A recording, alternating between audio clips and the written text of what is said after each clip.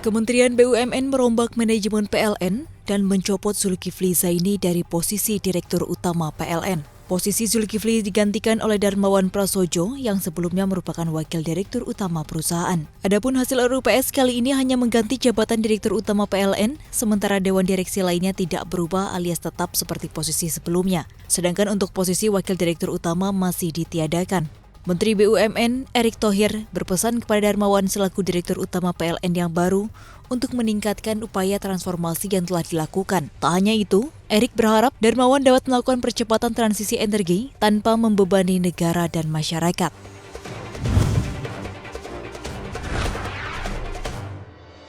Kementerian BUMN menyebut emiten produsen baja Krakatau Steel atau KRAS berpotensi gagal bayar atau default jika restrukturisasi tahap ketiga tidak berjalan mulus.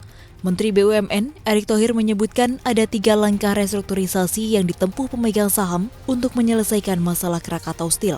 Salah satunya mencari investor baru dalam proyek Blast Furnace. Proyek tersebut rencananya akan diserahkan kepada investor Cina sebagai upaya memperoleh investor baru. Namun upaya itu gagal lantaran harga baja dunia mengalami kenaikan signifikan. Tak hanya itu, Krakatau Steel juga berupaya menambah kepemilikan saham pada bisnis joint venture dengan POSCO. Erick menyebutkan negosiasi tersebut masih berjalan dan belum ada jawaban dari POSCO. Kemudian yang ketiga adalah kemungkinan Lembaga Pengelola Investasi atau INA berinvestasi di Krakatau Steel. Erick menyebut apabila ketiga langkah tersebut gagal terrealisasi, maka Krakatau Steel bisa default pada bulan Desember ini.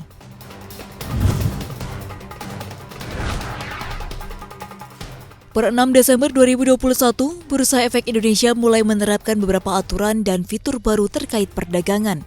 Salah satunya menghapus kode broker saat running trading. Otoritas Bursa Efek Indonesia menyebutkan kebijakan ini akan melindungi investor dalam pengambilan keputusan investasi selama perdagangan berlangsung. Penutupan kode broker ini juga diklaim dapat meningkatkan kewajaran harga dan mencegah terjadinya fenomena hoarding behavior atau aksi ikut-ikutan beli suatu saham antara satu investor dengan investor lain. BEI juga akan menutup informasi domisili pada informasi transaksi.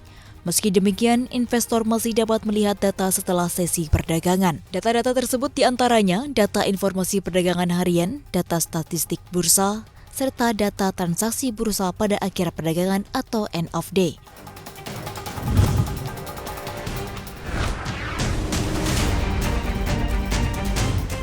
Industri properti di Cina kembali mendapat kabar buruk. Setelah kasus Evergrande, kini raksasa properti lainnya, Sunshine 100, gagal membayar obligasi 170 juta dolar AS. Gagal bayar ini terjadi karena masalah likuiditas.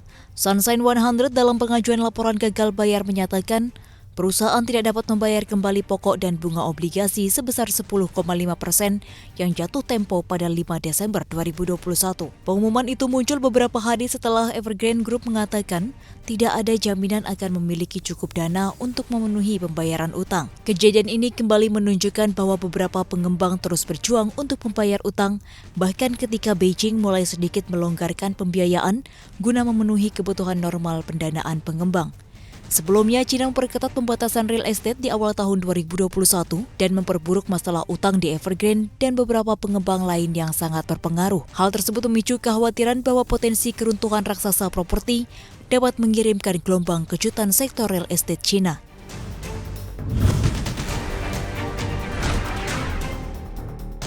PBB kembali mengecualikan Korea Utara dalam rencana bantuan kemanusiaan tahunannya untuk tahun 2022. Yonhap melaporkan meski PBB mengakui korut menghadapi kerawanan pangan akut, namun hanya Afghanistan dan Myanmar yang masuk ke dalam daftar rencana bantuan di kawasan Asia Pasifik. Keputusan pengecualian korut merupakan yang kedua kalinya secara berturut-turut. Pengecualian ini diduga masih terkait dengan keputusan Korea Utara yang masih mempertahankan penguncian perbatasan yang ketat untuk mencegah virus corona. Aturan penguncian yang telah berlaku selama 2 tahun mendorong anggota staf organisasi internasional untuk pemantauan dan penilaian meninggalkan Korea Utara. Kondisi buruk Korea Utara juga sudah diramalkan oleh Organisasi Pangan dan Pertanian dalam laporan rutinnya bulan Desember. Korea Utara termasuk di antara 44 negara yang membutuhkan bantuan eksternal untuk makanan. FAO juga memperkirakan bagian besar penduduk Korea Utara berada di tingkat konsumsi makanan yang rendah.